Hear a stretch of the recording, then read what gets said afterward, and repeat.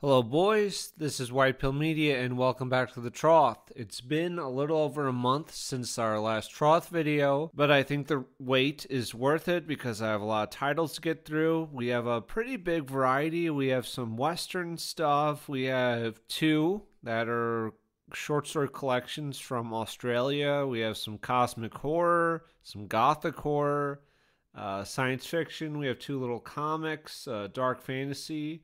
So, yeah, there's a good amount of variety here. This is going to be a long one, so use the timestamps down below if you want to jump around. And for the Trough, I tried out some new food recently. I thought I would try making donuts.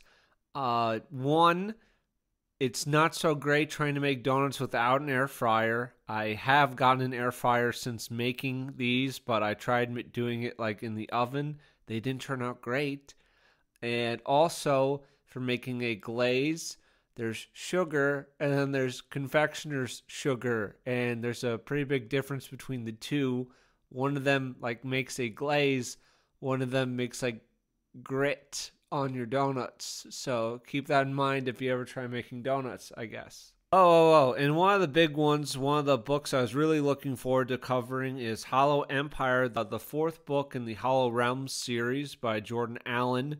So this intro is for that. It is a long intro, but if you have watched these videos, then you know I care about this one character in the Hollow Realms series called Alvaro. He's great, and I've always wanted like more Alvaro in each title, and in this one, we didn't really get that at all. So this intro is for that. This is Jordan Allen forcing his fans to consume more Hollow Realms books without Alvaro. And just what he puts us all through and what we all suffer through for him and his ego. It has to be drunk. All of it has to be drunk. It's your job, Harry, to make sure I keep drinking this potion, even if you have to force it down my throat.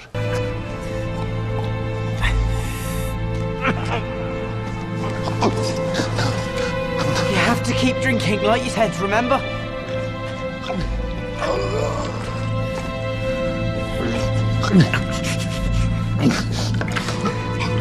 Stop! It will stop, Professor, it will stop. But only if you keep drinking. Don't make me. I'm sorry, sir. Kill me! No. Oh, it's my fault. It's all my fault. It's my fault. There's one more, sir. One more, and then I promise I'll do what you say. I promise. Please.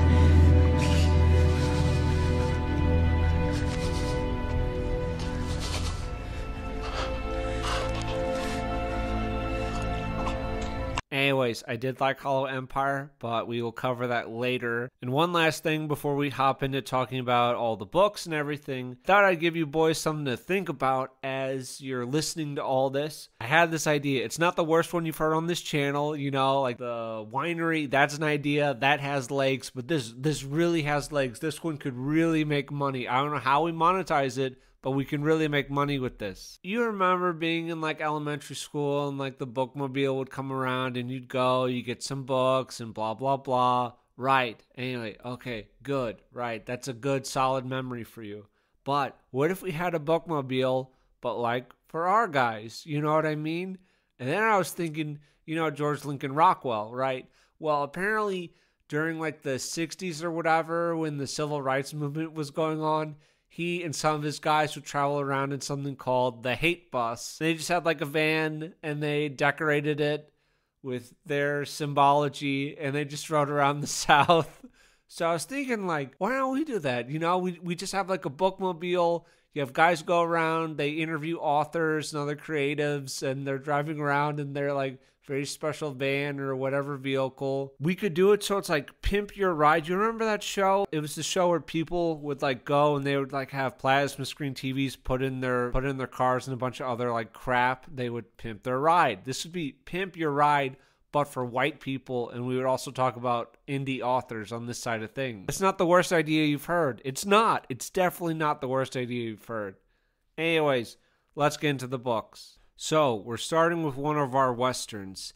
This is The Last Lonely Trail. This is a book that was actually written by two authors, Jim Christina and Richard O'Linelli. So this is a pretty quick read. It's only like 174 pages. This is a story about two men. We have U.S. Marshal David Crockett Hall and a Texas Ranger named John Barkley Armstrong. Hall is hunting after the men who have killed his sister, his niece, and brother-in-law. The opening chapters of the book is just this little ranch, and we have this criminal outlaw gang like scoping it out, and then they go in for the kill, and then Hall finds their bodies. His sister and his niece were both abused before they were killed, and Armstrong is on the trail after some bandits killed the Texas governor's nephew, and eventually these men cross paths. It's about revenge, justice, it's about family. We're set in like the 1870s, but I don't really recommend this. It does have heroes defeating evil, order is restored, justice prevails, but there is zero intrigue. There is no excitement. This book is basically a jigsaw puzzle with 4 pieces. It's very unsatisfying. They track down one of the outlaw gang, they kill him, or they like have 3 at once in a bar fight and they kill him, but there's nothing going on. There's no deviation. It's so incredibly linear. It's very unsatisfying. There's a little backstory about the bandits. Their leader, Harold, was a farmer in Missouri until the 1863 Lawrence, Kansas. I think that was Bleeding, Kansas, and he wants revenge for his family. This was like when some abolitionists killed like a bunch of white people. I think some that owned slaves and some that didn't own slaves. So it was a really bad time. So there's a little intrigue there. Our protagonists don't really encounter much adversity or anything like that. Like all their gunfights and all their battles against the outlaws go very well for them. There's really not a ton of struggle, and wherever they go, all the townspeople love them.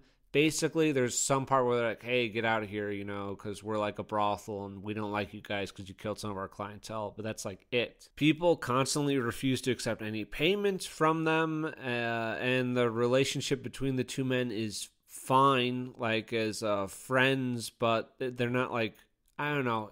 It's very like superficial kind of friendship. You know what I mean? It's like the story's telling us, hey, we're friends, right? Yeah, and with like this lack of adversity, there's not really much of a test going on. There's no like them really having to prove their mettle. And there is something with like the judge that sent out the Texas Ranger doesn't want these men killed. He wants these men brought back for trial. So like they send out a law enforcement posse to try to stop these guys from going on a complete killing rampage. But even that confrontation with the posse doesn't go anywhere because the posse just immediately stands down. So that's not actually like really an obstacle for them. They do stop briefly in Deadwood and they name drop Swearingen, and this is just for the sake of it. Like there's this Deadwood TV show that HBO did, and I'm not really pro Deadwood. I'm not really pro a lot of HBO shows just because they do have a lot of little subversive things that are ahistorical that they put in their shows, and it's just to subvert. Because even though they might have production and some good writing, it's always there. You have to accept all of it, and I would rather accept none of it. Also, some of the bandits are plotting like this huge bank robbery in Nebraska, which sounded kind of interesting, but this never materializes into anything because they just have a fast gun battle at the end, and all the villains are dead. Sally and David, they had like a barely anything romance, and then they're getting married on a ranch. And then a brother of one of the bandits is looking to kill them, but then Armstrong gets him, and that's it. Fortunately, at the end of the book, it looks like James Christina died in 2022, and that is a shame, but it doesn't change my opinion on the book.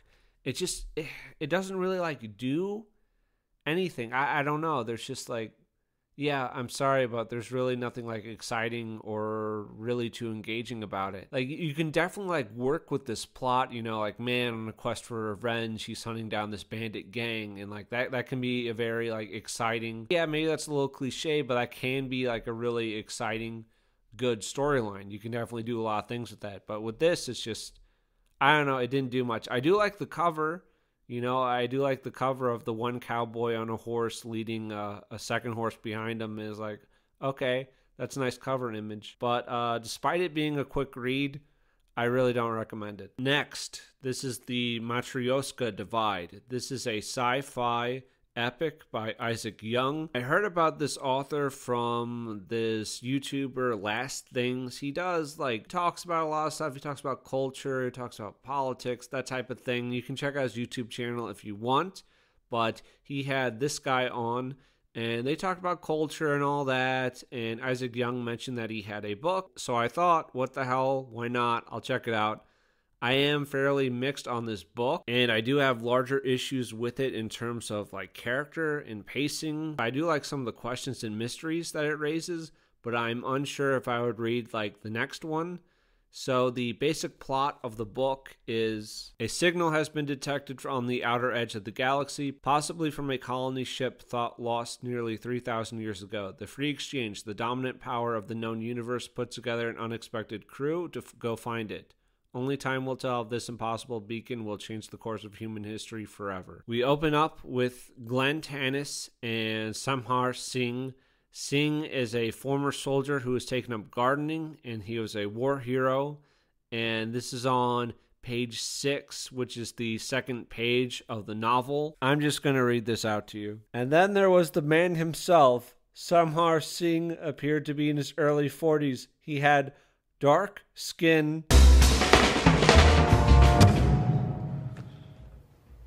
Little trouble there. Not quite my tempo. That was wrinkling and aged under the burden of the sun. He had dark skin. So I was a little surprised by this in terms of one of our like leading protagonists for this book, because of like the channel that this author appeared on.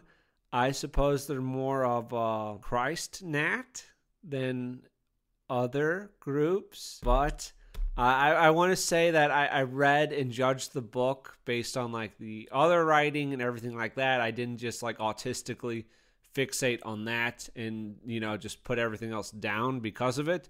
But it is something that stood out to me. I'm not sure why exactly we have a Indian like kind of main character. I don't know if the author maybe felt that having a non-white protagonist would possibly have mainstream appeal, like get it out there. I'm not really sure. If the goal was to have a non-white but still have like a Christian message or whatever, like you could go like Japanese or some kind of Asian, but we did go Indian, so we kind of jumped down a few rungs on the ladder, if you will, to go Indian. But anyways, we'll leave that there, okay? No more. We're going to leave that right there. Tannis wants Singh to come join him. He accuses him of hiding out here, but Tannis is refused, so he goes back to his shuttle, and Mia, his shuttle pilot, is there. She calls Samir the Butcher of Three Systems, but Tannis is convinced that he'll come because Singh wants more than anything to be redeemed, to have his family name, to have redemption for his family name. Chapter 2 has Tannis visit a prison, and Erica Therese is there. She was a powerful scientist who was pushing humanity beyond the cage that the Free Exchange is stuck it in. So basically, the Free Exchange runs everything. Unofficially, they are the power behind the throne. Humanity has a shit ton of protectorates scattered throughout the Milky Way galaxy, but the Free Exchange makes sure that no one develops too much technologically, no one gains too much power, so they ever become dominant. It's just to lock humanity in a constant state of struggle. But by doing this, humanity can never destroy itself. She agrees to help because she wants to get the hell out of here. And also there's the possibility that whatever signal that they got at the edge of the galaxy is coming from some kind of alien. So basically the signal that they got, they think it's come from humans who have been away from the Milky Way for thousands of years. So at this point, they would basically be aliens to them. So she's really excited in that, because she's really interested in transhumanism and pushing humanity beyond what they currently are. And to round out these recruitment chapters, we have Miles Keith, who lives basically in the outskirts of the Milky Way, and he is a great pilot. He's also someone that was like genetically engineered, which is very illegal, but the Free Exchange keeps him around because they get him to do their dirty work. And he's also a great pilot, and he wants a ship from Tanis in exchange for helping. And these three are our primary characters. Oh, and Samir is a Christian. He is specifically a Catholic Orthodox, which I guess is like the Christian just denomination. There aren't any other Christian denominations. And another thing about the signal that they received, it came from a quantum signal, and apparently those are silent. They couldn't be detected outside the two paired computers, and they have one on Earth, and they had one in that colony ship. It's instant and it's untraceable, and it was perfect if you didn't want anyone else to hear what you were doing. So there are a lot of theories going around about the mission. Why did the Andromedans communicate only with this computer? You know, it's just very odd. And why is this crew that's being put together by the Free Exchange from many protectorates and not just from one? Because it seems like it's going to create a lot of conflict, but is this part of like what the Free Exchange has in mind? So it's really just a bunch of setup stuff. On page 99, we are introduced to Mia Williams, who is a helmsman.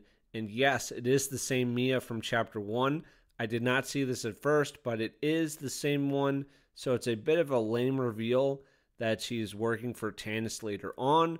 Just because, you know, we know from chapter 1 that Mia is with the Free Exchange. So it's not like, oh my God, Mia is working for the Free Exchange. It's like, well, no shit, right? So that's a little lame. I guess maybe in a TV show you would be like, oh my God, the characters don't suspect that this person's actually a traitor. But I don't know. It feels a little lame. Other characters, we have Amos. This is Singh's descendant, who is also the chief engineer. And he and Miles Keith kind of bonded a little bit when they were hanging out at a bar, and they broke up this bar fight together. So they have a little bit of a friendship, but that's probably one of the only times that they interact with each other. Our journey officially begins on page 105. The ship finally launches. Oh, and there's also Father Soren, who is a chaplain on board, and he has beef with Samir because Samir killed all of his family long ago when he was the Butcher of Three Systems. And there's also Kleiker, who wants to obtain power and save his protectorate since the Free Exchange has designated them to fail. We get some interesting backstory with Erica. Apparently she tried to create a race of hybrids, a new species of man, but they were exterminated by the Free Exchange. One or two sentences, but I'm like, that's some really cool backstory. I actually really like that. But then they're almost immediately put in cryo sleep for the majority of the trip. It took like 8 years to reach the signal. And when they get out of cryo, they're a day away from it. So there's not really a lot of time for development between the characters. Like there was like a little bit before they took off, but then when they're on the ship, it's like almost immediately we're in cryo sleep. So it's like, okay, there's really like no kind of downtime. And I feel like for a longer book like this is about 500 pages. I think you need a little downtime just to flesh out your characters a little bit more, because we're expected to stay with them for quite a bit longer. So as they get close to the ship, they scan it, and they think it's been lying silent for nearly a century. It's just been hiding in this gas giant. They get closer. They see that it's been badly damaged, but it has these particle fields that are trying to block out the vacuum of space, which is technology that they themselves do not have. And then when they board it, no one is there, and it looks like the ship was rushed out and not quite ready to fly. Erica's disappointed when she boards because the ship feels like very human to them. They end up accidentally powering on the ship, and something that was latched onto it ends up sending a signal. They have to like fire lasers from their ship at the derelict ship and to blow it up, but the signal's already out there. And they don't know what the hell it was trying to signal or, you know, who it was trying to reach. Miles does some investigation on their own ship and finds a object that's been hidden in the water tank. And Mia comes to stop him from opening it. She's an agent, and she actually has a little remote because earlier before they launched the ship, Miles was really drunk and he got passed out. And they put, like, something in him. So, like, the Free Exchange, they have these little remotes so they can, like, torture him with it. So she's doing that. And it's just not really satisfying, her reveal. She like introduces herself to Miles, and then she's like barely on the page. She doesn't really have like really much of any talking points after this, and then she's like, aha, I'm a traitor. So it's just not really satisfying. It doesn't really have much of an impact just to have a character we don't really know say a traitor. Like, if you just had a random pilot or guy on the bridge go, actually, I'm with the Free Exchange, it would have had basically the same effect. But as this is going on, there's an unidentified ship that has entered their space, and it has a metallic exoskeleton, and the center is exposed to space, and it's composed of like silver liquid, and they end up like defeating this thing with like a antimatter something. Like, they like shoot a black hole at it. It's kind of cool. But they end up getting boarded by 5 things that are a bit smaller than humans, and their body is made of like liquid, and these like things, they kill a bunch of people, but fire works on them. They're able to kill them all, but there's enough like liquid left over for them to save so that they can interrogate it. Mia is captured, and Miles doubts himself and thinks that he's a slave to the Free Exchange. He debates with Father Soren about this, and we have Samir talking to Mia, and he comes to the conclusion that if he lets her live, then somewhere down the road, he's going to be controlled. So he ends up just killing her. And I like this, but I wish that Mia had actually done more. And while this is going on, more research is being done on the Andromedan ship, and they find out how to... And apparently the Andromedans found out how to transition matter into compressed energy. That ship is actually a colony ship. It's a lifeboat. And they realize that they have Andromeda itself there. It's everything. Erica is also talking to the one thing that they took prisoner. It calls them trespassers. And Erica realizes that this thing is not one being, but a collection of intelligences. And these things just keep saying that they want to inherit the stars. They don't know what that means, but this thing just keeps saying that. Samir ends up interrupting. He's talking to it. He's trying to threaten it, and it's not working. For whatever reason, this thing just wants the ship. They just want the Andromedan ship. But Samir says you have 2 hours, then you have to kill it. And then when he leaves, the thing, they're talking through a computer with it. And this thing like types on the computer, are you able to talk freely to Erica? And I thought that was a really cool way to end a chapter. That was neat. Erica has no intention of killing the thing. And Samir has a new mission, and this is to save the Andromedans. And this is by defying the Free Exchange, because they were just supposed to investigate, and then they're supposed to like bring the derelict ship back to the Milky Way. He doesn't want to do that. Oh, and the Andromedan ship also had a flight plan that was already punched into it, but it made this emergency detour here and then sent out the signal to the Milky Way. So he wants to follow their ship's flight plan because it might be headed somewhere. They don't know if it's good, they don't know if it's bad, but he knows that if he goes back to the Milky Way with the Andromedans, they're going to be treated very badly by the Free Exchange because they don't want any outside influence that might disrupt like this fragile cage that they've put over humanity. That would be very dangerous to their power. So this puts Singh directly at odds with those loyal to the Free Exchange and with Erica, because Erica also hates the Free Exchange, but she wants this transhumanism stuff that like these weird aliens have, but obviously Singh is against that. And Erica has learned that the entities have a egalitarian system where the processing power of computers allowed for the perfect democracy that ancient historians could never have envisioned. Ton of consciousness all put together, but it's like this perfect quote-unquote ideal democracy. She still views this as very flawed and not like the perfect system that she imagines. She gets Kleiker to join her because he's looking for enough power to save his protectorate, and that's not going to happen if he goes along with Singh and they take the ship far away from the Free Exchange. So that doesn't help his people. And Erica has also captured Father Soren, and Kleiker says that he doesn't want to take out the rest of the crew by killing them. He wants to do this without killing Erica. This is on page 270. Erica nodded as she took the gun. The crew might have been splitting apart, but they were still shipmates. This one turned into a shooting war, at least for now. And it's like the book is telling me that they're shipmates, that they've all bonded, but I don't believe it. I haven't read anything that warrants this level of commitment. Basically, they launched the spaceship on page 105. Yes, there was some bonding before that, but not really a lot. And then they pretty quickly go into cryosleep, and then less than a day after them being out of cryosleep, they found the derelict ship. The aliens have arrived. They've had their little battle. And then here we are now. So, no, they haven't really bonded together. So I don't really believe this, that they would really give a shit about killing each other.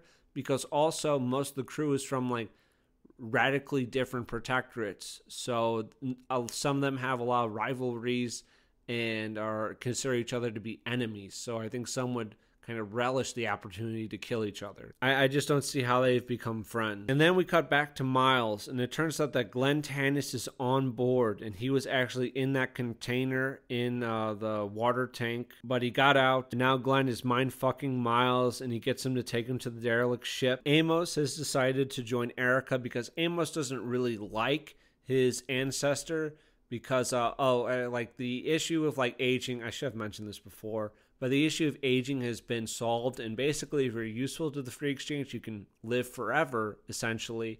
So Amos is fairly old, so he has a long line of descendants. So Singh is rather old, so Amos is a descendant of his by a few generations. And Amos, and this is on the bottom of page 292, Amos, he needed the galaxy to know that the Singh name had been redeemed, and that required him returning triumphant. He ends up joining with Erica.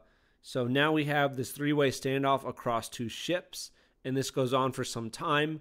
Tannis and his little band, they have the derelict ship, while Singh and Erica are on their main ship. A lot of back and forth between Miles and Tannis about like free will and this and that, and I did not find this very interesting. It just feels like psychological and philosophical talking points babbling at each other versus like actual characters having a conversation.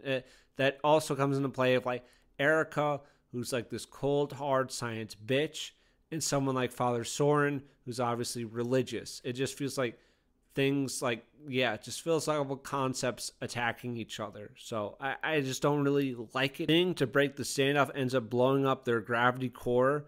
So now they have to all board the Andromedan ship because their ship is just totally trashed. So they're heading towards it, and Tannis is planning on destroying them all when they're like halfway there by using like their turrets. But Miles ends up warning them. We kind of keep circling the same questions from Miles over and over. This is on 360. He just wanted to be left alone to live his life how he wanted, and now that agonizing decision was presented to him again.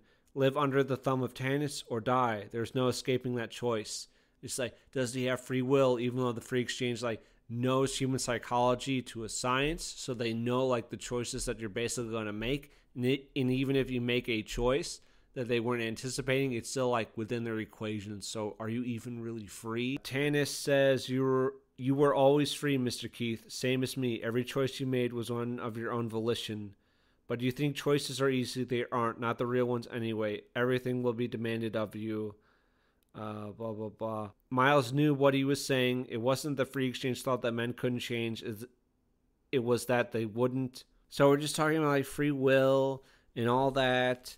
Miles is debating this. Tannis is still having all the shuttles shot down.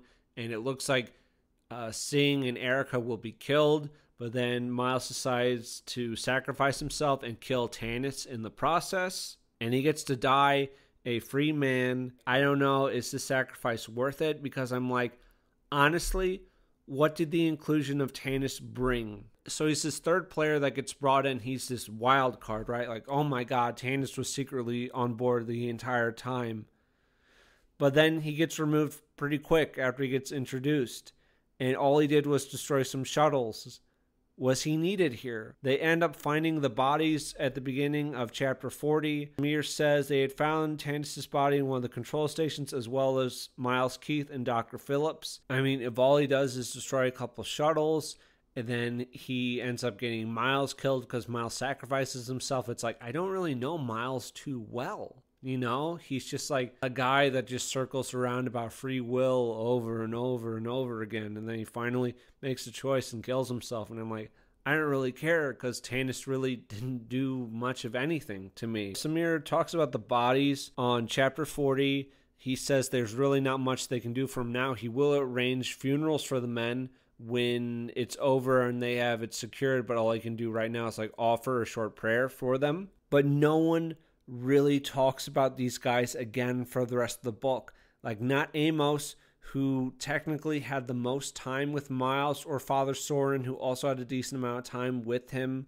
They don't really bring Miles up again.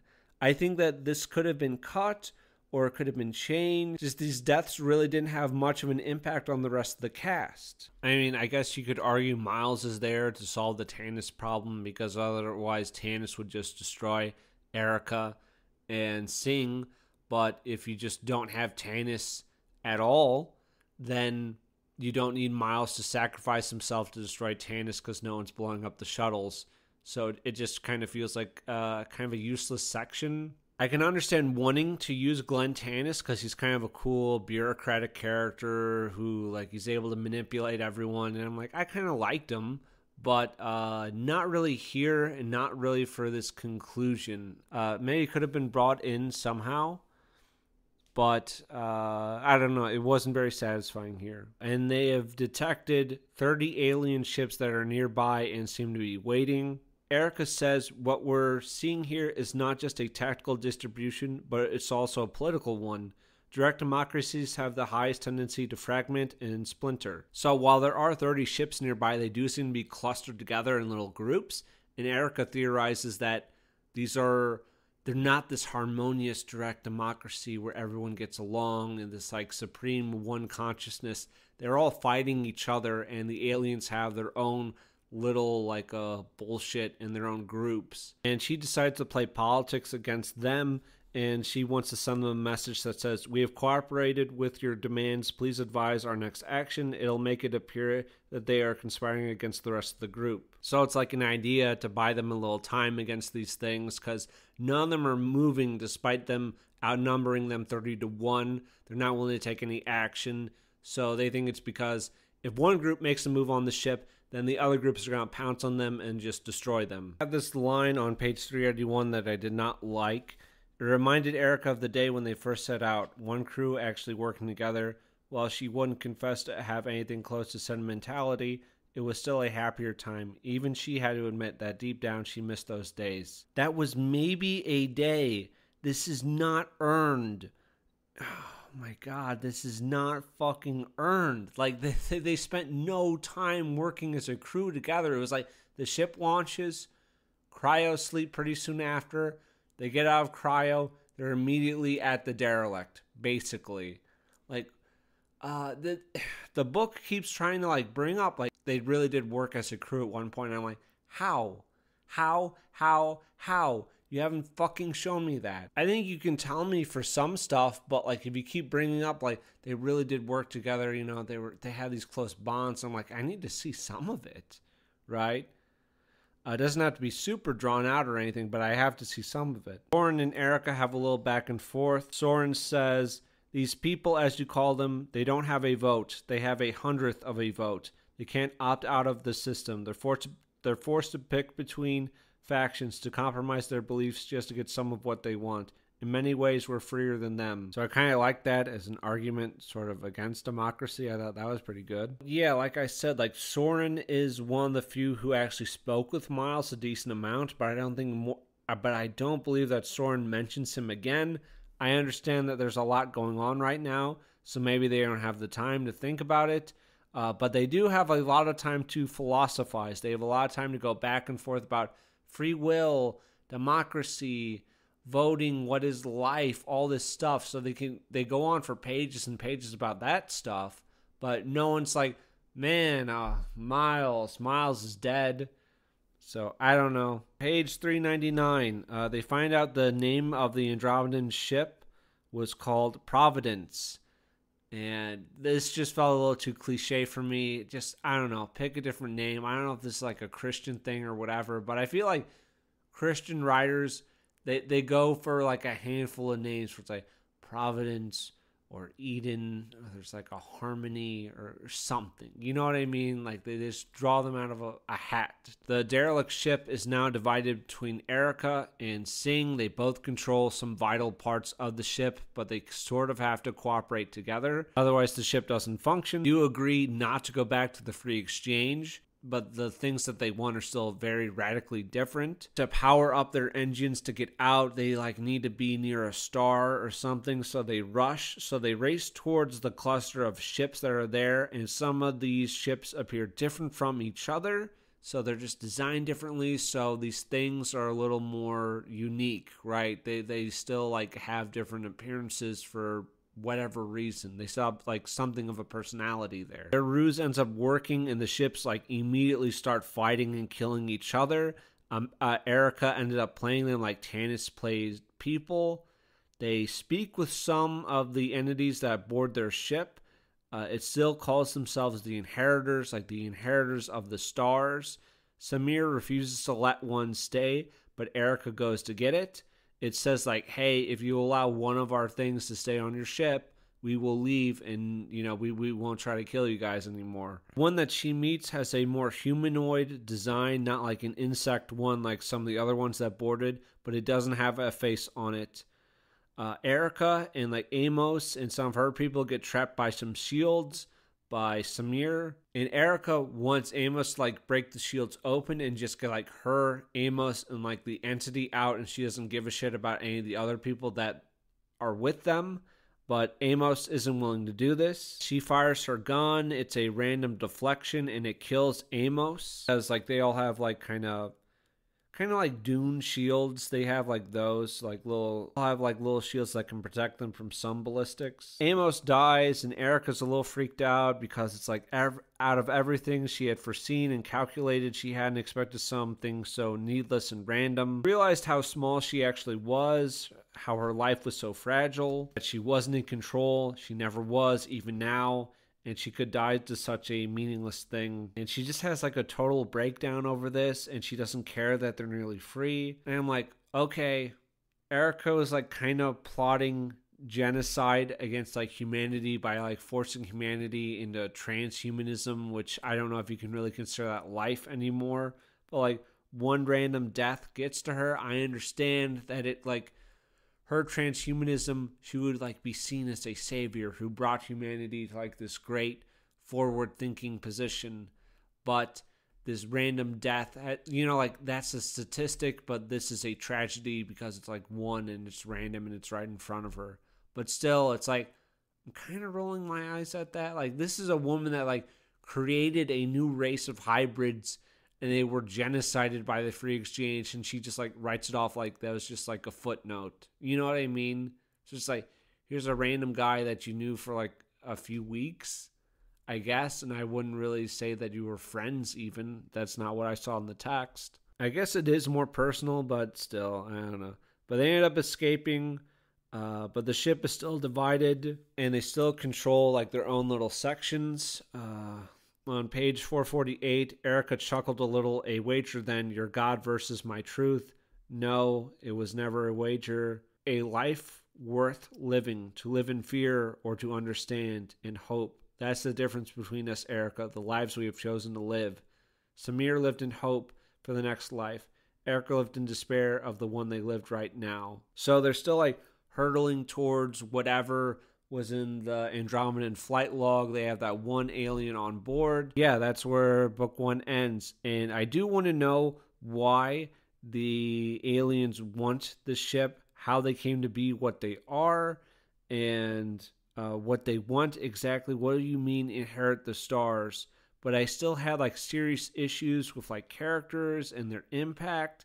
I think you could have trimmed quite a bit of like some of the philosophical discussions, like the whole Glenn Tannis and Miles Keith. I think that really needs a reworking, because like there's no reason for Glenn Tannis to really be here, right? You can cut him and nothing really changes at all. He really doesn't have an impact. It's just kind of a waste of time. So I'm unsure if I would buy the next one. Despite me being interested in the conclusion to some of these questions, I'm unsure if I would keep reading. I think I just like books more where it's like character, plot. That's kind of my thing, right? It's not really discussing free will and all that. So yeah, there's some interesting mysteries, but I'm not really sure with this. The House on the Borderland. I really don't have too much to say on this. So apparently this is considered one of the first cosmic horror tales. It's about a pair of friends. They find this strange journal, and it tells the tale of this old recluse, his sister, and his dog.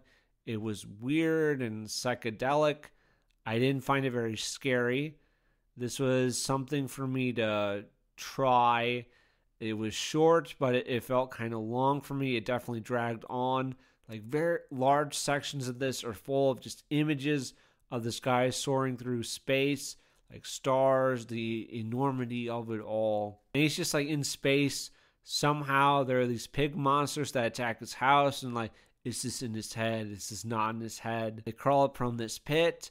Those monsters were like okay. They were kind of neat, but overall I found this to be like kind of boring, and the space sections definitely sucked for me. Just kind of like long and tedious. I didn't really know our character too well, and I didn't care about what was happening to him. And at the end, like, the dog infects him and he thinks about killing himself. This was kind of a no for me. Just kind of tedious.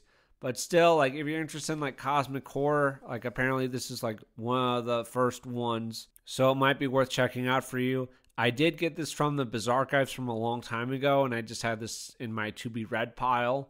So I don't know. If you do want a copy, I would suggest like going to the Bizarre Archives to get a copy, because maybe you'll enjoy it more than I did. This next one, I have to say that I did not finish this one. It's 174 pages. I got about 130 pages in or so. I was kind of making myself like keep reading for a while, and eventually I just stopped because I wasn't enjoying it. This is the report of Mr. Charles Aalmers and Other Stories by Matthew Pungator. This is someone who I believe appeared in like some early issues of the Bizarre Archives, and this is a collection of short stories, and I did enjoy some of them, but they're written in a very antiquated style, which adds something to it for like gothic horror and cosmic horror, which is what this is about. But I don't really enjoy that style of writing too much, and overall didn't care for this. If you're into like gothic horror written in this like very descriptive way, then you might like it. The author clearly has a strong grasp on language and even created some new words that he put into the stories, which was unique. On page 6, he actually lists here are some of my creations. From Igliarch, Nero, Mealtalk, Metafiol, Winsith, Winsithen, Algiswighithi, Iliwit, Semboshimension, Elbosum, he would hit Mianiak, Elusiak, and Wergianak. And while that's unique, maybe it is just kind of pearls before swine to a guy like me. On the bottom of page 13, I'm just going to read this, and this will give you an idea if this is something that you would actually enjoy reading or if you wouldn't, because the whole book is written like this. A foin at this tenebrosity. Prithee, return me to oblivious days, not scourged nor flogged by interrupting reminders or memories morphibic. Whilst I now feign faith and conviction in an omnific Godhead and lawful righteousness, which are myopic yet cheery, full their roles, mankind ought never to abandon, lest we of this earth truly desire it, hastening to annihilation. I can never return to that Jovian empire of dignity.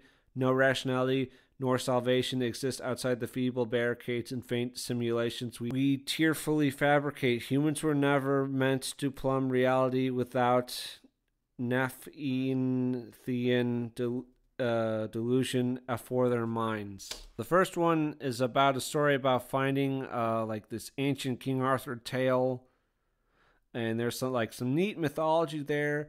And the people around him at this dig site start to vanish first, and there's this woman Clarita that he's into.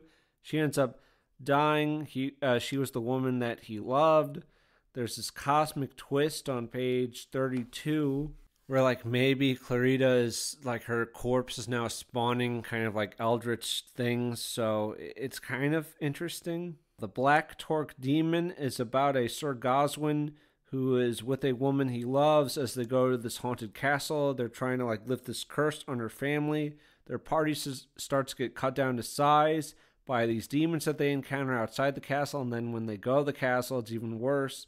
And at the end, then the knight ends up joining the demons, and he lives there as their creature now. I like this one a lot. You fight some cool monsters. It's mostly understandable for me. Cool. And his woman is kind of imprisoned in the shadows around him, and it's only her singing that keeps him completely from oblivion. And maybe this is a way that their love is preserved. So, yeah, I like that one. The Dubhydris Abbey. This guy is taken prisoner by evil monks, and he's forced to do all this evil ritual shit, and he just becomes more corrupted as it goes on. There's the fetch of prismatic froth. A man touches this white fizz and froth on the beach, and then a twin of him drags him into a dark cave. It turns out that his father has done in some evil experiments and found an ancient Lovecraftian being on a beach, and whatever the creature slime touched, it would make a imitation of it. This man, a man died, and he left behind 2 ghosts. Turns out that our protagonist had killed a guy, and that the guy he killed had left behind 2 ghosts, and the story ends with him watching himself melt inside a jail cell, because he's not a real person. So yeah. Grummelkruth. This is a story about 3 items. One is about the history of an ancient god. Another is a man saying that none of this professor's experiments have worked, because this is a guy who was forced by witches and demons to partake in rituals and become a monster. The third is just the text of some evil chant. Some live, O tumult unearthly. This is actually set in the future with spaceships, and they're cosmic horrors, but they're still written in the same way as the Gothic horror texts, where it's they're really descriptive and kind of antiquated. This prisoner's taken to a planet that's full of evil life, and then later picked up by mercs and wants to warn everyone about what he saw down there, but that's as far as I went. I did some of these, the stuff with the mythology, but the writing style just made reading it a bit of a chore and a struggle to get through.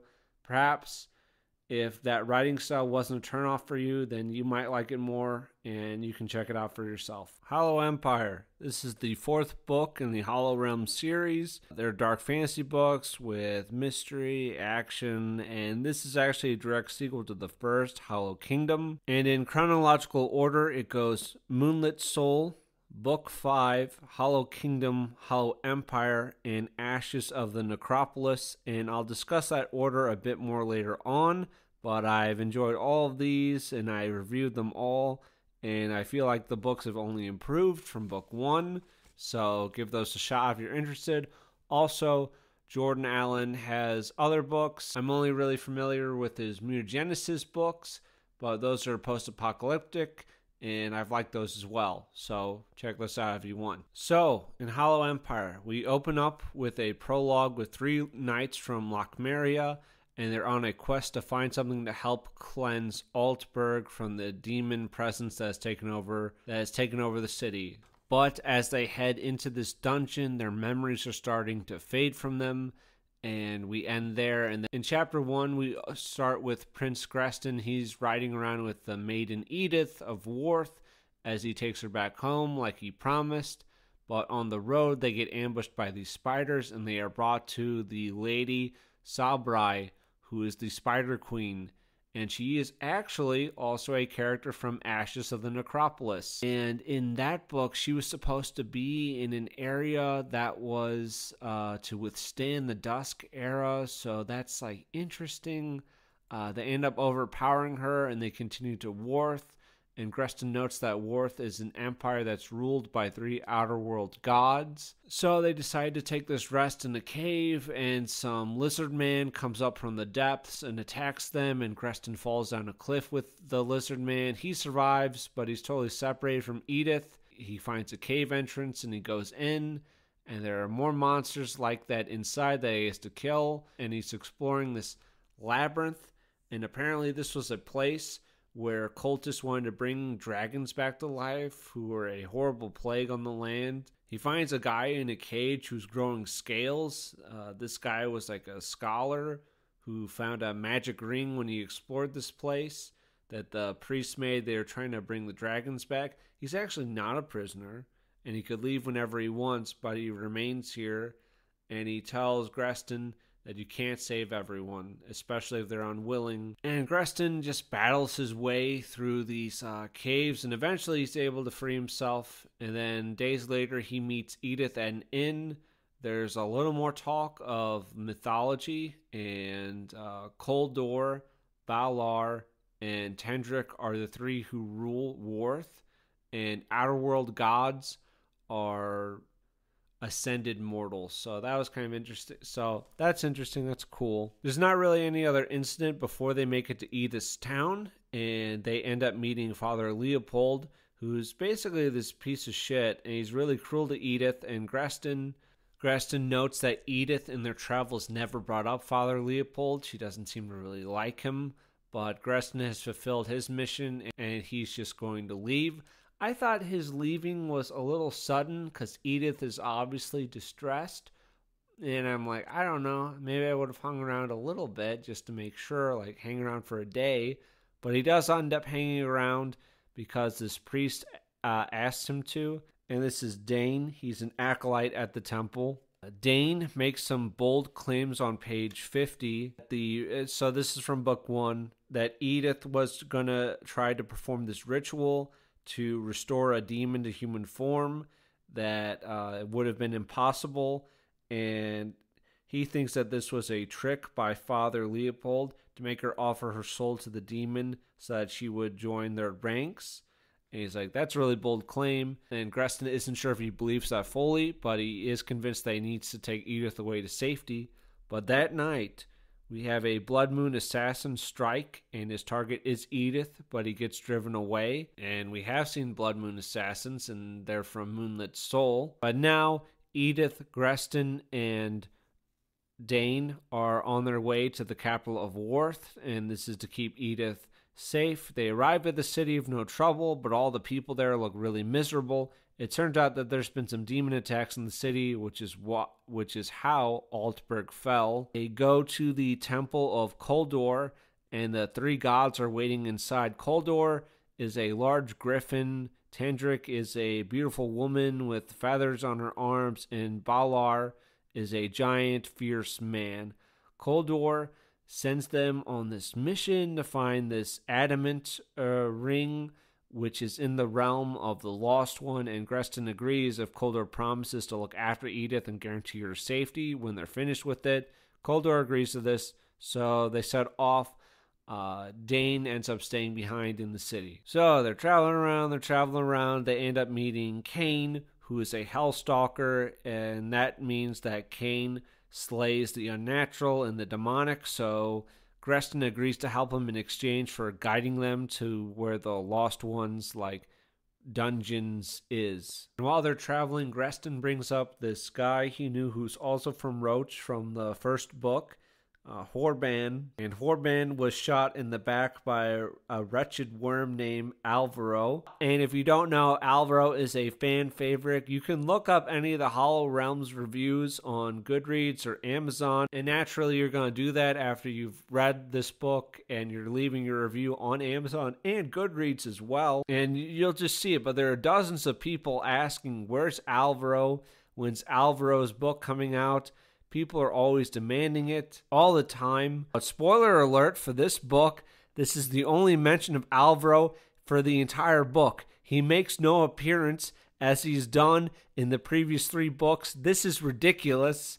I was very angry at first. I was shaking. I was literally shaking. But then it dawned on me.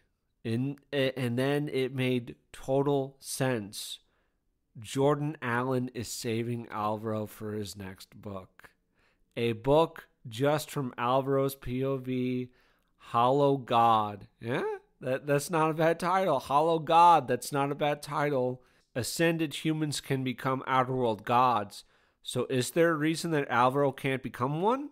I have to assume that is the reason he's not in this book, and that would make sense because Jordan Allen is just saving it for his own book where Alvaro becomes, this outer world god. So that's going to be great. I'm really looking forward to Hollow God when that comes out and we get all the Alvaro that we deserve. Anyways, they're fighting some demons in a town, and there's this bonfire monster, and that's kind of cool. Like, the more it like consumes wood, and if you get rid of the wood, then it dies. So that's kind of neat. And they win. But then Tarn, the Blood Moon assassin from Moonlit Soul, ends up wounding Kane, and they drive off Tarn. But Greston can't save Kane. He's like wounded somehow, and they have no way to treat him. So he just tries to make him as comfortable as possible and has to leave him behind. I like that he took the time for Kane. And Greston also cuts Tarn's arm off. And we saw that his arm was missing in the epilogue of Moonlit Soul. Then Greston and Edith, they meet Stoneface, who is a living watchtower who met the 3 Lochmerian knights before. And Stoneface tells them a little lore. And then they're in this desert next, and they meet this fox that leads them to a point in the desert where they get ambushed by skeletons. And when they're fighting, Greston is grabbed by this huge skeleton hand, and Edith is led away by these skeleton guys. The fox tells him not to forget, and then he vanishes. Greston is wandering around for some time until he sees the stone keep, and he follows this tunnel, and it eventually leads him to the dungeon of the Lost One, right? Ooh. There's giant gelatinous cockroaches in there that don't do anything. They don't hurt him. They don't do anything. There's some demon guards around. And then he also sees the suit of armor that he thinks is a statue, but it's actually alive, and it actually has a person in it. And this is actually one of the 3 knights from the prologue. This guy, he doesn't speak, but it's clear that he became mad and he lost his memories while in there. And he's also started to grow demon horns, which means that he made some pact with a demon. Greston defeats him, and then he next meets Sir Gorn, who has totally lost his memories. And Greston can't really take him with him because he's just a liability, and he would probably get him killed as the dungeon gets more dangerous. So he just tries to steer him out of the dungeon as best as he can and away from danger. Following that, Greston meets a man who is called Tricky Fox. And this is actually the fox from the desert that Greston fed a little bit of apple. And Tricky Fox tells him that he's been here a week when it's really only felt like a few hours. The fox also turned their horses into 2 small wooden figurines to keep them safe. And he tosses them to Greston. And then the fox pushes him through a well. And Greston falls and he lands in a jail cell. And there are 2 others in cells nearby. There's Tarn, and then the last of the 3 knights. Sir Haig says that Tarn took being left behind very well because they're leaving Tarn behind. He doesn't trust him, even though Tarn's claiming he's lost his memory completely.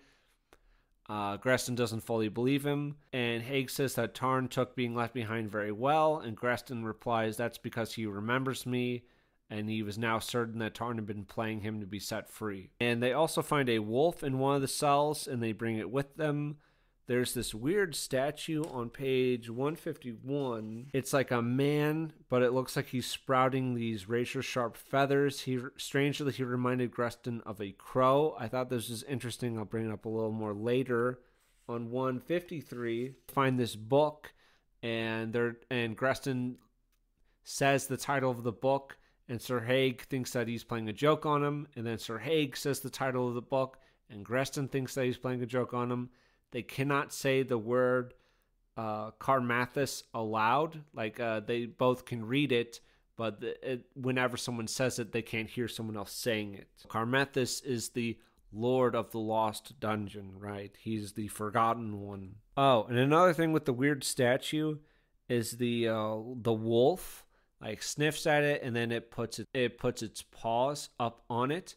It's sort of paying homage to it or something. It's a little odd. They then have to deal with some acidic goo stuff, but it's fine. Then here's Gorn, who didn't actually make it out of the dungeon, but he just kind of wandered around for a bit.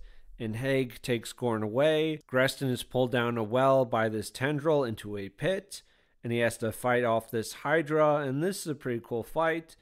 And then the Hydra was like protecting this giant heart that was suspended in the air. They meet with the Fox again, and the Fox leaves, and the Fox gives them some lore. He is an outer world god himself. Everything changed during the last eclipse, and during that time he took shelter in a citadel, and the host of the citadel was Carmathus, and he's a friend to him even to this day. And then on page 177, Tricky Fox reveals that the wolf that they rescued from the jail cell is actually Edith, and that Greston realizes that Tricky Fox isn't just simply causing chaos. He was protecting Edith from Carmathus for some reason. So he's trying to keep her safe, and she's restored to her form. And this kind of made me question the statue before, because Edith doesn't have like a full memory of her time during that transformation. But like that statue was like odd. It kind of made me think, like, I don't know, is this like one of the three like outer world gods of Worth? Is this Koldor? Because that's the one that she worships, and then maybe like her as a wolf, just like instinctually like give it reverence. I don't know, maybe that's a stretch for me. But then Tarn is back, and they fight again, and he is killed by Greston. So the epilogue of Moonlit Soul confuses me, because Tarn is alive in that and missing an arm. So I guess Tarn has to come back to life somehow for things to make sense, but we will see. Edith kisses Greston. They have one like little chaste kiss, and they go to the final chamber.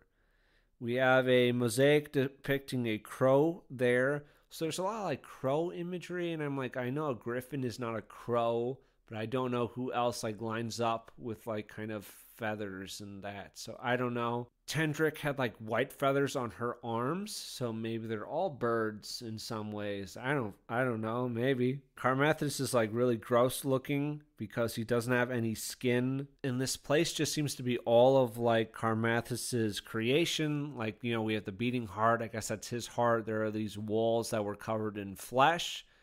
There was a statue earlier where it was like a man without flesh that was Carmathus, and like a little towns and whatever that are like memories of his.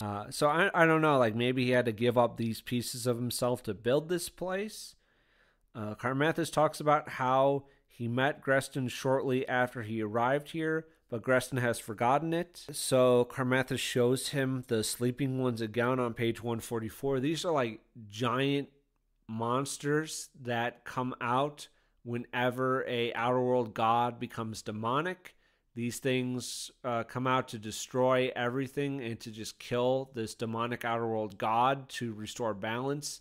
And it's like this apocalyptic event. And he says that this is coming. It can't be stopped. There's nothing we can do. But Greston won't stop fighting. He has to believe that there's a way out. He has to believe that humanity is going to be able to overcome this, and they can like break this cycle or whatever. And the adamant ring that Carmathus has can like halt the corruption of a soul. So apparently this is going to be used by Koldor. So they fight over the ring, and Edith sees that Carmathus let Greston win for whatever reason. I guess maybe he wants to believe that Greston has what it takes to change the cycle or whatever, but he gives them the ring. They leave. They return to the city, and Koldor wanted the ring for one of the other two Outerworld gods because he just thinks that one of them is going to make some kind of deal with the demons to save the Empire. So he was just anticipating that. However, he lets Greston leave with the ring, and he and Edith are going back home. One thing I would have liked is just maybe a little description about like how the city has fared since they've been gone, because it's been in like at least a few weeks. Like, have there been any more demon attacks since they've been gone or anything like that? Has the city gotten like a lot worse? Because I would have thought that things would have started like ramp up kind of rapidly. But besides for that, That's really where it ends. We have this epilogue with someone called the Shadow Dancer who is dancing a jig. He's really excited. He's been around for like 4,000 years, like the previous era, like before an eclipse. So I guess he dances whenever an eclipse is about to happen. So he's really excited here. That's the book. It's another good installment. I'm definitely looking forward to more. I'll admit, I am a little disappointed there was no Alvaro. I guess there is the tricky fox who is not Alvaro. He's not even like diet Alvaro. He's just not, unfortunately. But we'll probably see more of Alvaro later on. So yeah, there you go. Now I'm going to talk about 3 books here. These are all by Warren Walker. And I kind of like covering a few books by an author in one video. It helps me get a feel for them. Unfortunately, in this case, this was kind of a bad feel. And these are 3 non-recommendations. We have Psychosis Blues, which is the longest of the 3, and is about a cowboy who hears voices in the desert that want him to commit murder. We have a sheriff who's trying to keep law and order in his town, but he's handicapped by the bureaucratic mayor. We have a preacher who struggles with pacifism and protecting what he loves. And we also have a band of rebels who want revenge by robbing Yankee banks, and their paths are all connected. This has a lot of evocative writing. It's violent, but I don't really care about it. The characters are all basically horrible people, and I'm never really given a reason to give a shit.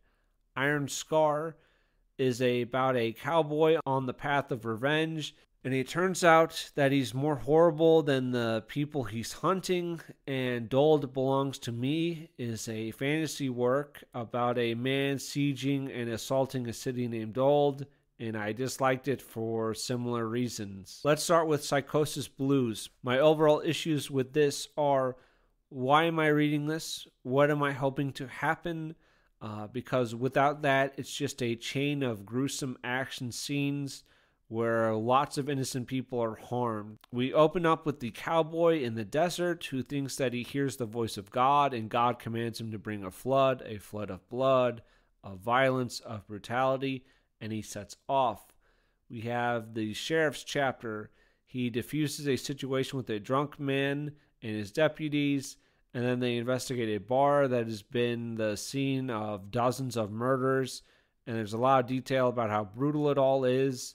27 people have been killed here. And then we have the rebels, and there's not too much to them. They all have their own names, but I really can't put them together much. One hates when they attack the preacher later on. The other is a Catholic and doesn't give a shit about hurting preachers. I don't know. I don't know him too well. The next sheriff chapter, we open with a 14-year-old boy who has been beheaded by the cowboy for nothing. And I'm just kind of really out of the story right now. Those 27 people in the bar seem to me at least mostly bad people, but this is just edgy and I just kind of despise it. Like, I get it. Brutality is the point. It's just supposed to be like, whoa, man. Like, I don't care, right? Because it's just like scenes happen. I'm not invested in anything. It's just like, I don't know, if someone sat you down and then like turned on like a torture video. It's like, what am I watching? The sheriff is angry with the law and how 3 murderers get to walk away at this trial. The mayor is a by-the-book mayor, and he's never more than a caricature and just an obstacle in the book. He's just turned up to 11. Like a real, if you had a guy that was really by the book, he still would have like given the sheriff room to roam after everything that's happened in this town in this book. The cowboy then annihilates an opium den. It's a lot of blood, but I really don't like care about the POV of a child killer. I have no interest in him except for him to be like later on to be killed or tortured. We have our first chapter with the preacher. He's giving service at a burial of a man who's not great. And the man's widow actually cusses him out because her husband was a piece of shit. I did like this on page 52. Shut the hell up with your furthermore, she said in a mocking tone. My husband, that man went directly to hell. He's about as much at home with the Lord as a dead Injun baby.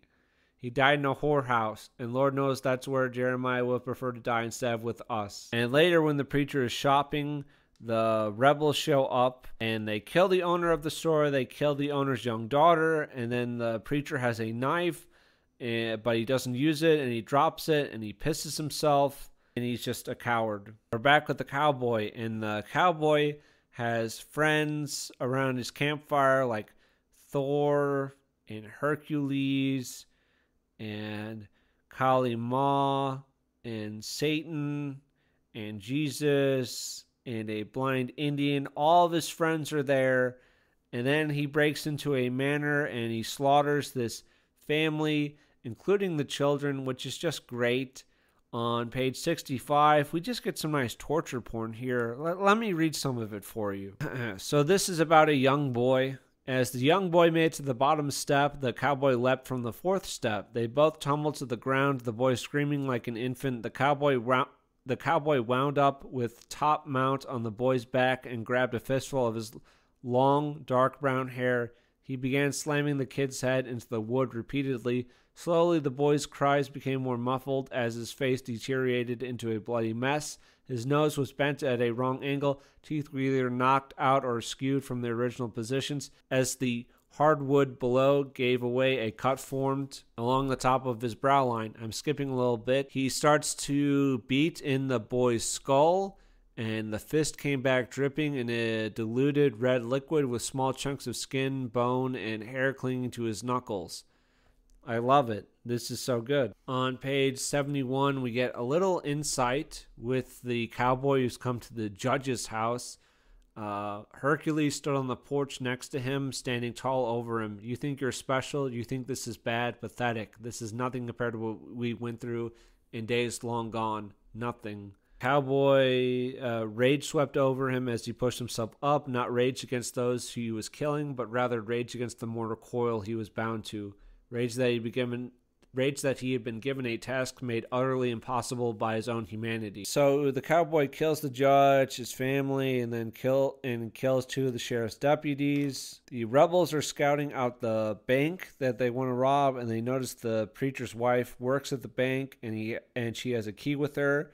And then we have a chapter at the preacher's house. We do get a little insight into the preacher's wife, who hates her husband because he's not like a forceful man. He's not like aggressive sexually. So not only is he weak against other men, but he's also not a good husband. The rebels are here, and they wake them up and pull them out of bed. As the rebels search their home, their young son thinks that it's Indians attacking, and he rushes in to protect his mom because he's worried that his mother's being raped.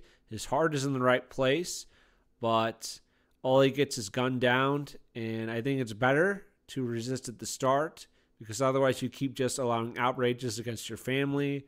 The preacher does nothing, and he gets shot at the end by one of the rebels, but that's it, and his kid's dead. The sheriff pissed me off on page 92.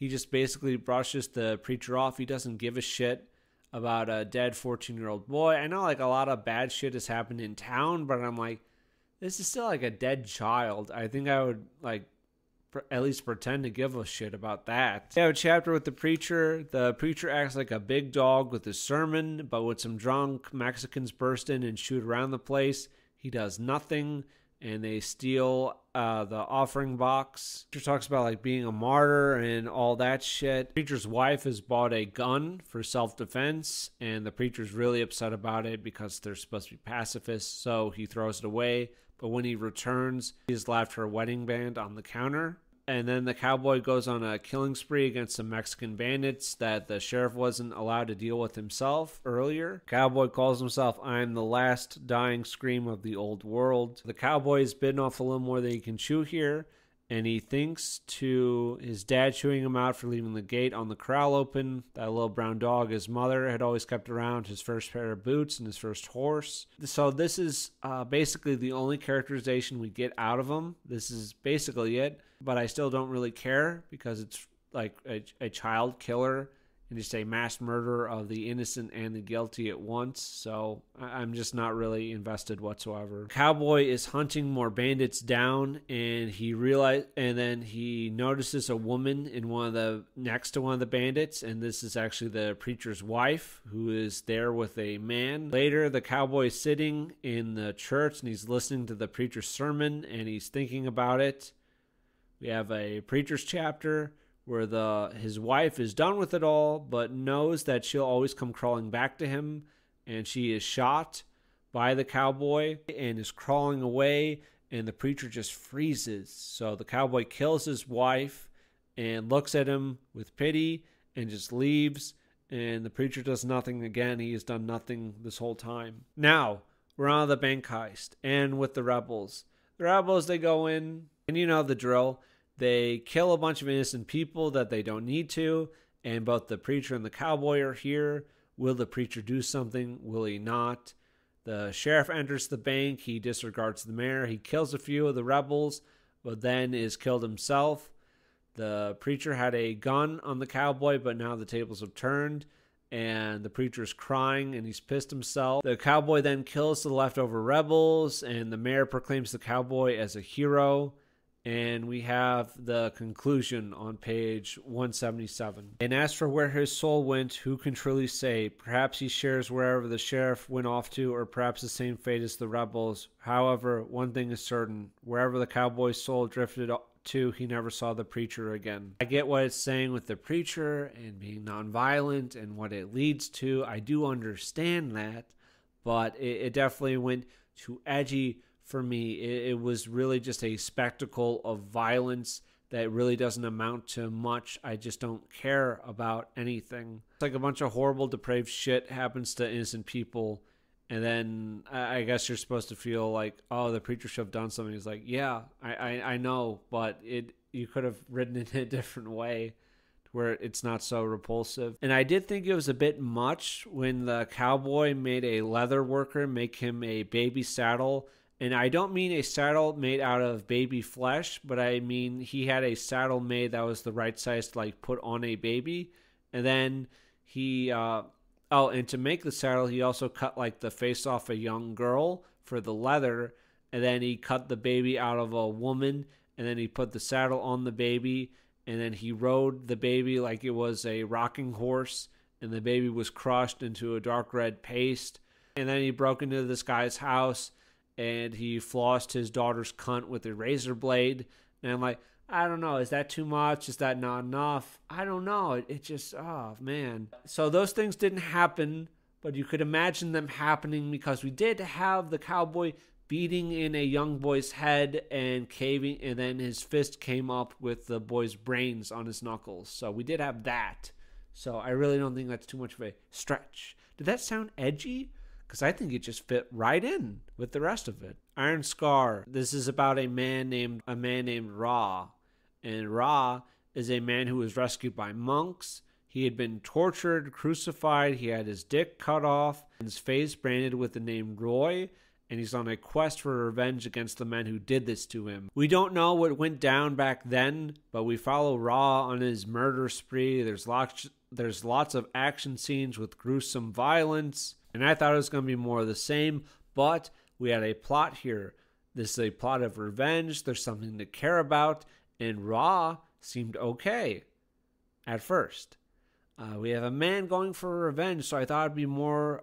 So I thought I'd like it more than Blues, but I actually end up hating it more. We'll get into that. So he's crossed a few names off his list, and then he finds a boy that he takes with him, and I like the kid. Ra threatens to tan his hide all the time, but he never does. He says he'll take him to a Catholic orphanage if he doesn't behave, and he'll have to live with Mexican children. Ra ends up killing everyone at a wedding, including women, children, and the bride, just to hurt Roy by going after his family. Later, Ra is taken into jail, and he and the boy have a good scene here between them. Between some candy where the boy's eating his candy that Ra said not to, and it's cute, it's fine, it's a decent scene actually. It's human. Then Rachel breaks Raw out and kills a sheriff in the process who is just trying to bring a child killer to justice. So fuck Rachel. I don't like Rachel. Raw had actually saved her from one of the men that he killed earlier. She was like working on a plantation as kind of, I guess, like a sort of a sex slave. And Raw decides that they'll try living as a family for a while in the woods, but he's like there for a year, but he knows that it's not enough for him, so he ends up leaving and he keeps killing, and he ends up finding Roy, and it turns out that Raw raped Roy's wife, and there's a child from that incident, and Raw ends up killing the woman that he raped, Roy, and his child by rape son. And he says that he loves his dead son, and then he kills himself in the end, and I just don't care. I know we're not supposed to like Raw.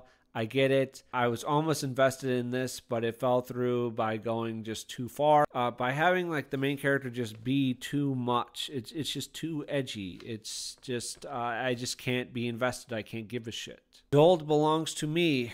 We have a character who is ousted from the city of Dold by the Federation, who are bad guys. There's this fat duke or count or something. I don't care.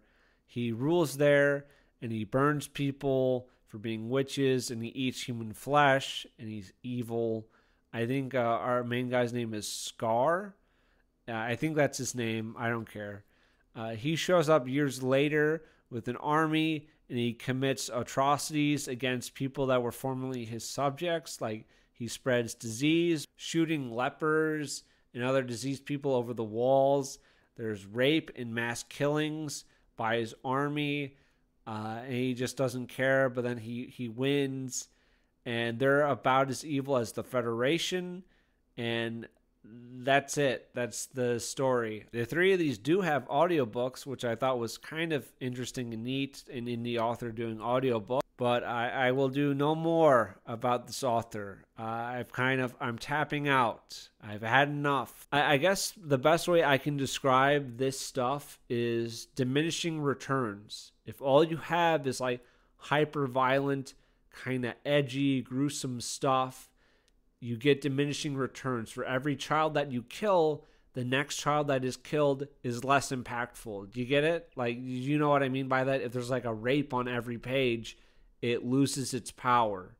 So, really didn't care for these at all. I really don't recommend them. And now we have two books by Lewis Woolston. He's an Australian author. I don't know much about Australia. I did see this movie a long time ago called Wake and Fright, which was not very good. It was kind of based for some of it. It was just about like these Australian guys in the outback having a really good time. And then they killed a bunch of kangaroos. And then there's like this rape. So, no, I didn't really like it. But we have here two collections of short stories, and I really enjoyed both of them. We have Remembering the Dead and The Last Free Man. These feature stories about working in the Australian outback. It's about meeting characters that are on the fringes of Australian society, and many of these are also about like recovering addicts.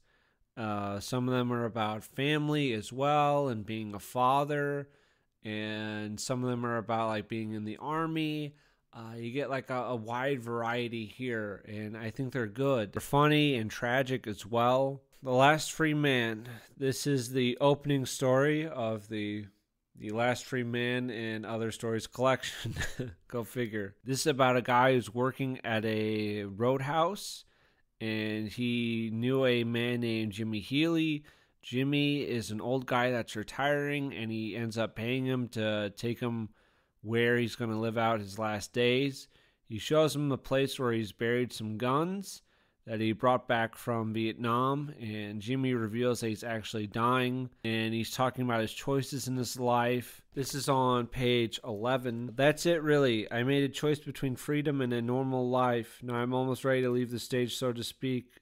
I can look back and reckon I made the right choice. It's better to be free than normal. Talks about most people being wage slaves their entire lives, always worried about how to pay the bills, frightened of losing their jobs. And I think that's all true. And like me personally, I don't want to like live in some cookie cutter suburban home that has no space between the houses. I remember this ball field that was around when I was a kid, and it's like, it was nice. It was cool. Like, you had a little playground up top on a hill, and then below you'd have a few fields. And like for my older brothers, of course, I'd have to go and I'd be stuck there. I didn't really give a shit about sports. So I would just be up on that hill and I'd be watching down below. Anyways, that area has been completely demolished. And now it's a bunch of like really crappy houses that are like $350,000 that no one can fucking afford, and yet people have those houses. It's not really what I want for myself or like for future children. It's like no matter what you do, even if you are someone quote unquote off the grid, you are going to have to like work. You are maybe not a wage slave for someone else, but it's like if you're a homesteader, you still have to take care of crops. You still have to take care of animals. You have to like pick fruit, you have to store it, pickle it, whatever, right? These are still tasks that you have to do, so you're still doing work. I guess there is something to being your own boss and growing your own food that's more free, it's better. You're still a wage slave, even if you're out like in a more rural area. It's different, and yeah, it's different. I thought this was all right. We have the last Madura Brumby, and I'm not going to discuss every story because some of these are like just kind of like 3 pages or so, and they're little snapshots, and those aren't bad, but I also can't really get into the weeds about a 3-page story. You know what I mean? In this one, Jimmy Healy is mentioned again, which is unique. There's not really any continuation between any of these stories. They all seem to be relatively self-contained. So yeah, that was different. And in this one, this is just about some wild feral horses, and these are like the last of them. Brumby just means horse. Winter in Norseman, this is about a man working in a bottle shop. Bottle shop just means liquor store. They also call these bottle O's, and they have some other names for them. That's all it means. I should have figured that out, but you get a lot of like Australian phrases and words that I'm like, I have no idea what that means. But bottle shop, it just means liquor store. This guy is blown into town looking for work, and we have this Tommy guy who's this local drunk, and the newcomer is kind to him. And Tommy ended up getting picked up, and he's in jail, and he overhears the conversation between this police officer that cops from out of town are coming to pick up this newcomer. So Tommy warns the guy, and the guy gets away. Our guy never denies whatever he's being pursued for, and I have to question what was his crime. If it is serious, then that does kind of change my enjoyment of the story. Because I don't know, like it doesn't seem like it's really a minor crime for police to come all the way out, to this remote area to come hunt him down. So yeah, I'm not 100% on that. Postcard from Kames. This is about a guy who moves to Alice Springs. He was in the bush for about 5 years, and then he comes back to the city. A lot of these are also about like kind of transitory people. They live out in the bush, they're in the outback, and then they come back to the city. They hate the city, then they're back in the outback, but it always seems like they're just in this little cycle. To cover the rent, he gets a nurse housemate for a bit. Nothing happens between them. And then there's this other girl that shows up who's a backpacker, and he also doesn't make a move, but he asks her to send him a postcard. And it's just very sad. She sends him a postcard, and he feels like he really could have had something with her, but nothing happens because he didn't make a move. Driftwood. This is one of the longer ones. This is about a guy who meets 2 women, Helen and Louise, when he visits his cousin Jacob. He thinks that they might have been addicts, but they're clean now. He's into Helen, and he tells them about his work out in the outback at a roadhouse, and they decide to come out there for work to, give it a shot because they have nothing else going on. Louise ends up marrying a supervisor or manager, and she has a kid pretty fast. He moves back to the city. Helen's a little broken up about it, but then she comes out to join him when he was actually planning on moving back to the outback. So now they're just kind of stuck in the city, but they become a couple now. And Helen is actually incredibly jealous of Louise. When they do get back out to the roadhouse, they have Justin, who is a flamboyant chef, a homosexual, who is also an addict. They're there for a while, back to the city, and then they want to go back again. Driftwood is an appropriate title. Justin is in rehab out there, and they want to take him back to the outback with them. On page 49, we have this from the author. It is a falsehood that everyone who has a drug and or alcohol problem needs to get clean and sober. Of course, do-gooders won't admit this and continue to interfere in other people's lives with generally disastrous results. It's about some people can't stand being sober, and they kind of need these safety blankets to get through life.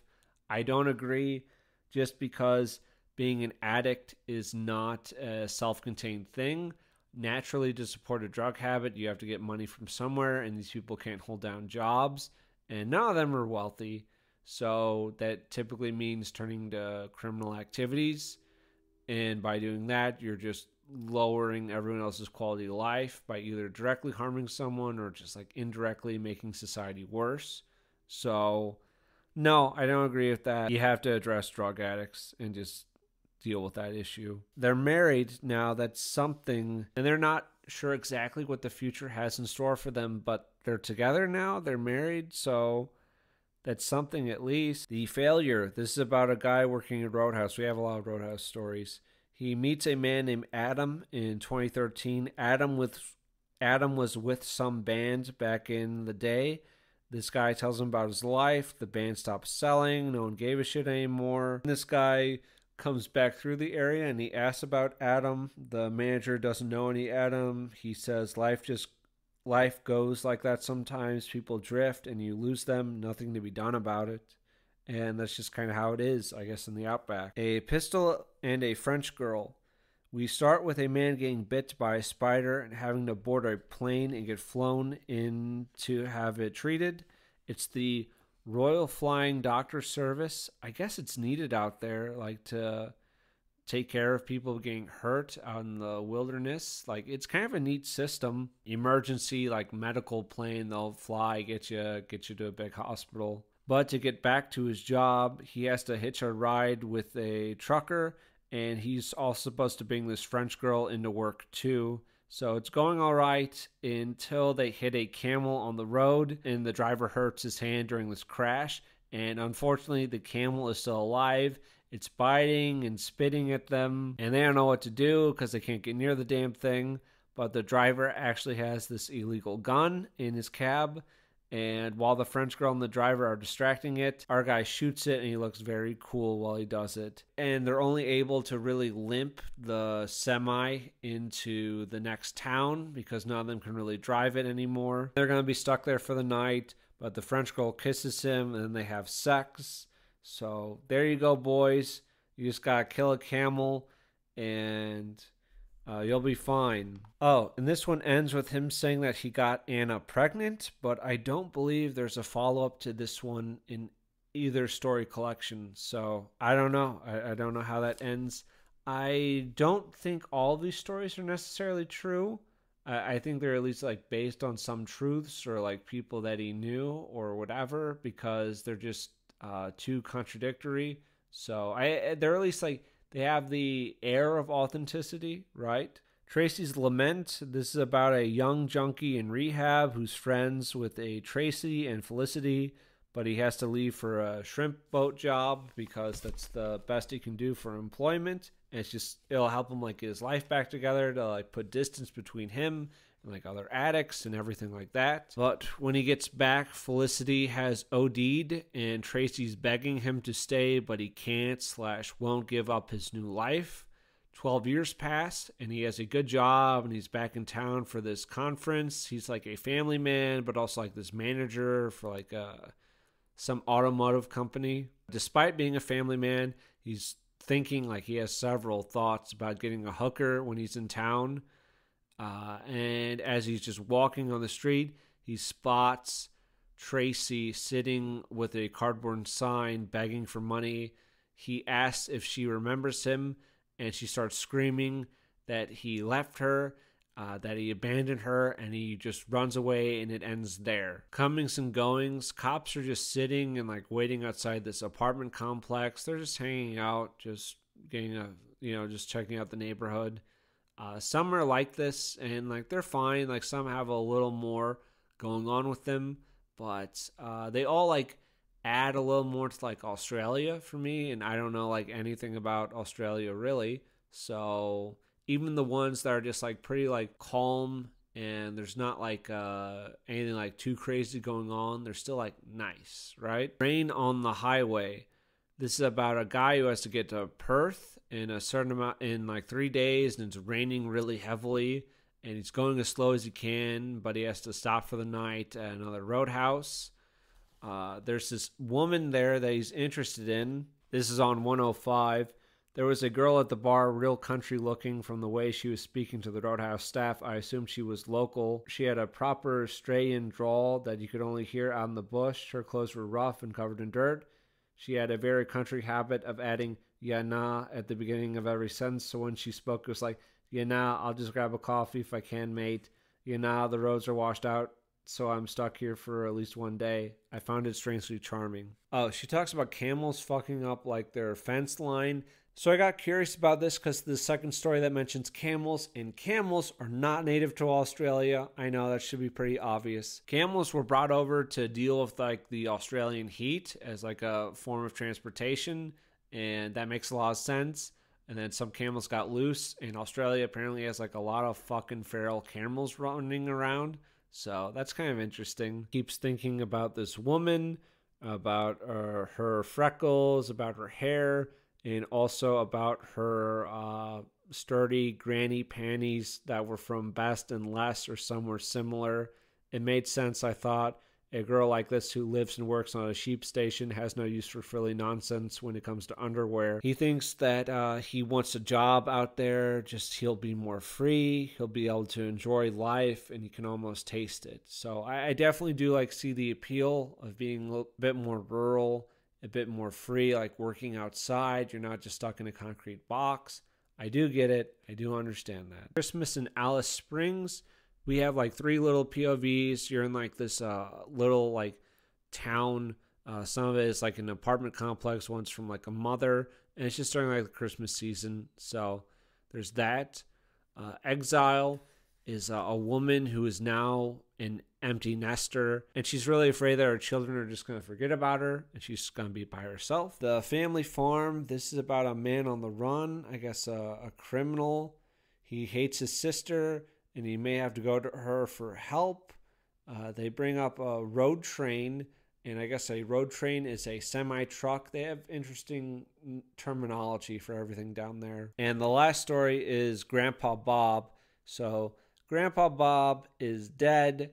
He's a bit of a rogue, not really a great guy. He was in the army.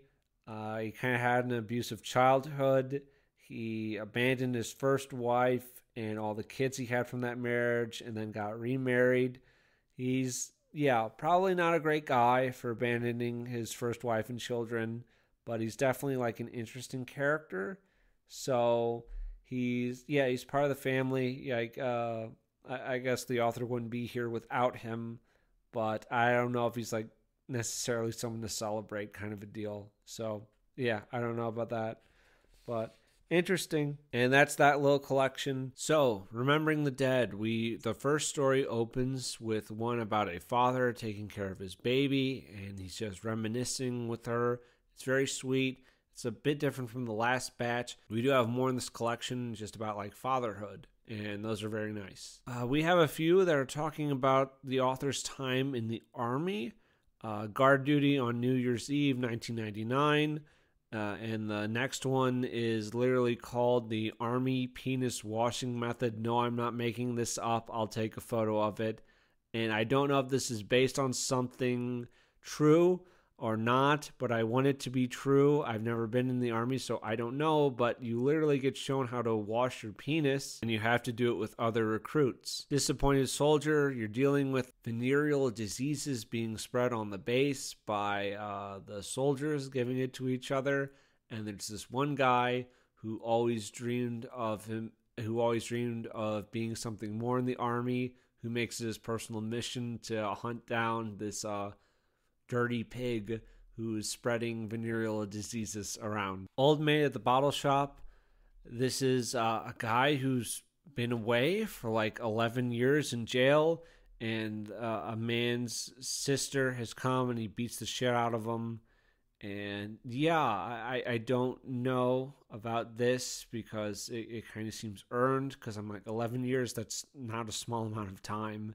So it's probably pretty serious. And some of these stories about like working odd jobs, like being a prison guard, being stuck in a small town with a girlfriend who wants to move out and like be in the big city, not just trapped in a routine. I think that one's called Sunday Afternoon, bottom of page 49. He thinks for a moment and can't decide which option he prefers. Neither really. He'd prefer if things stayed the way they are indefinitely. Just one long Sunday afternoon.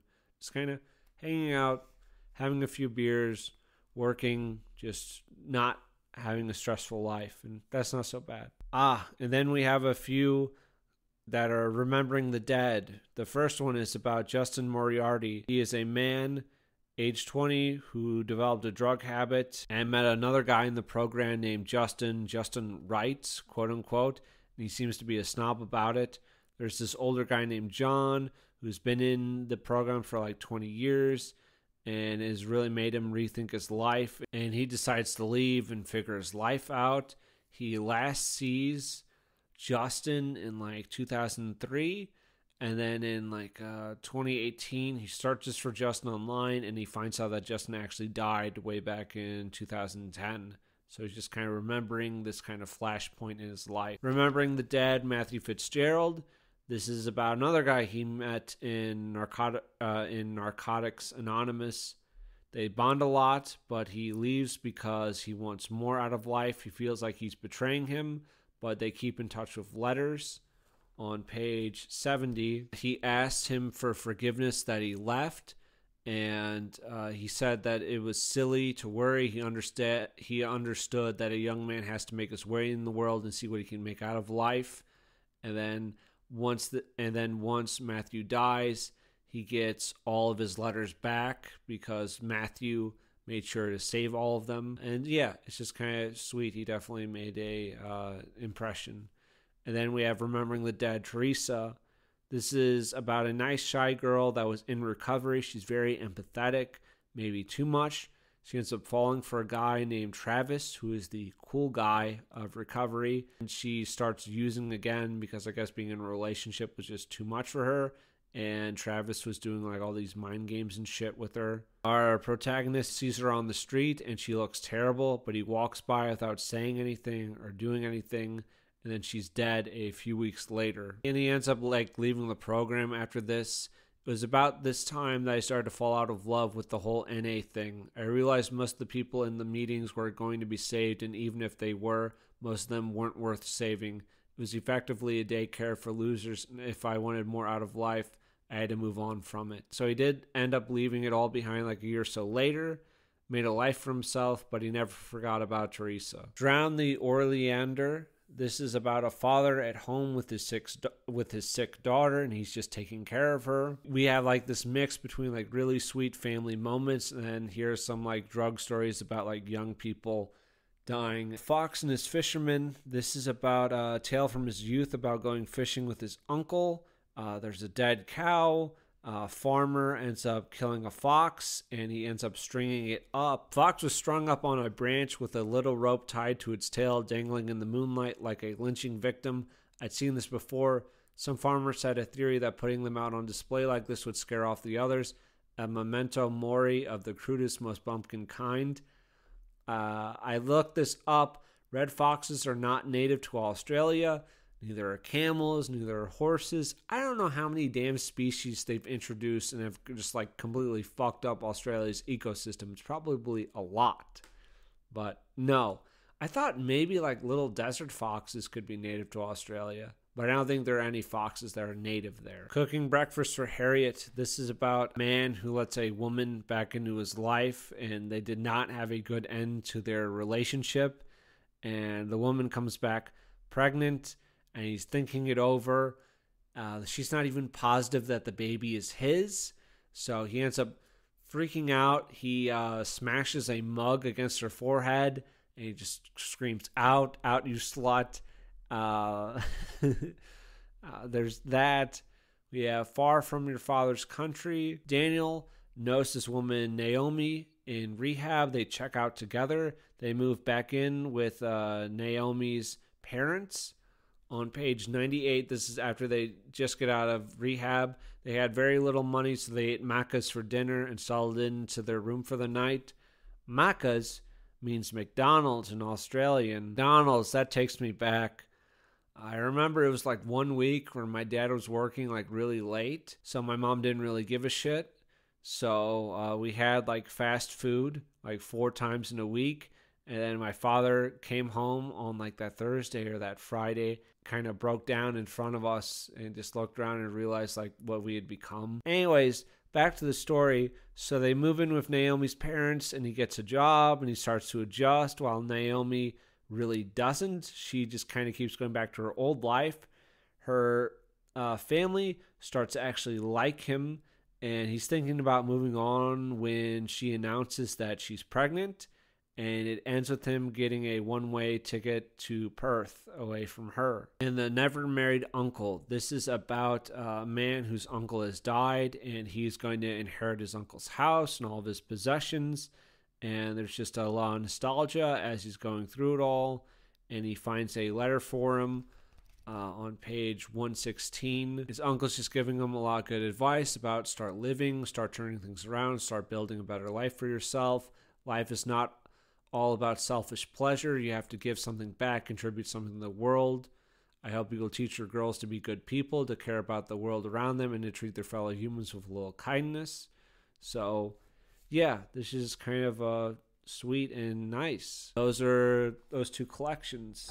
I'm also going to briefly mention these 2 comics that I checked out. These were handed to me. These were literally handed to me. You gotta believe me. These are by Frank Edward, and we have Yakub, the father of the White Devil race, and Incel.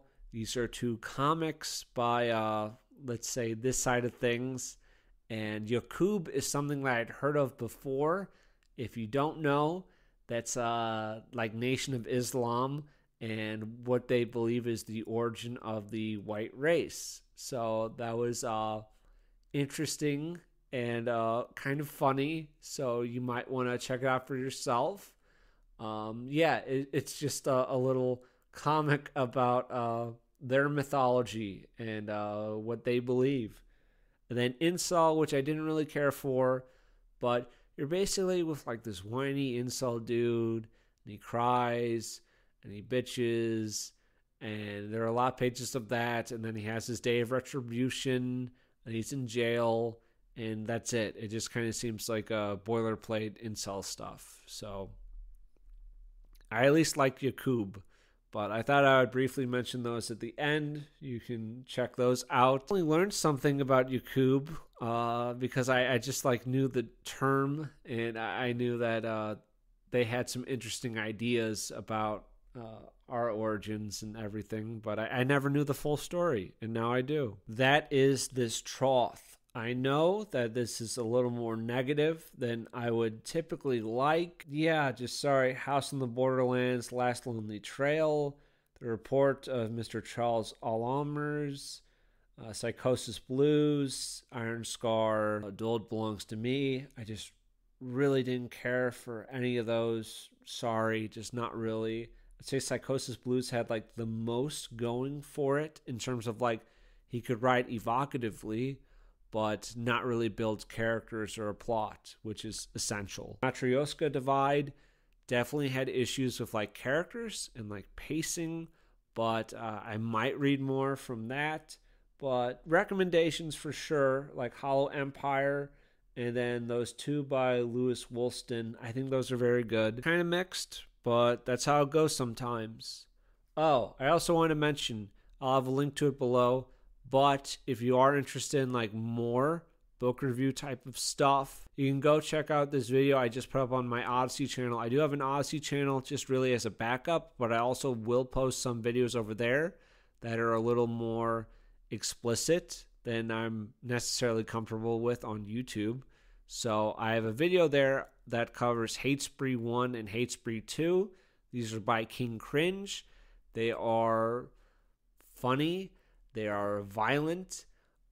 They're definitely political and not politically correct. It's stuff that like our guys would kind of enjoy, but they're really explicit, and I know that's not necessarily for everyone, but you can check those out if you're interested. You can also read them for free from King Cringe's Substack. So yeah, if you're looking for something kind of in your face and loud, you might like those. Oh, and I mentioned last time that I did an experiment and I was going to report on it in this Trough. Well, so I did this a while ago.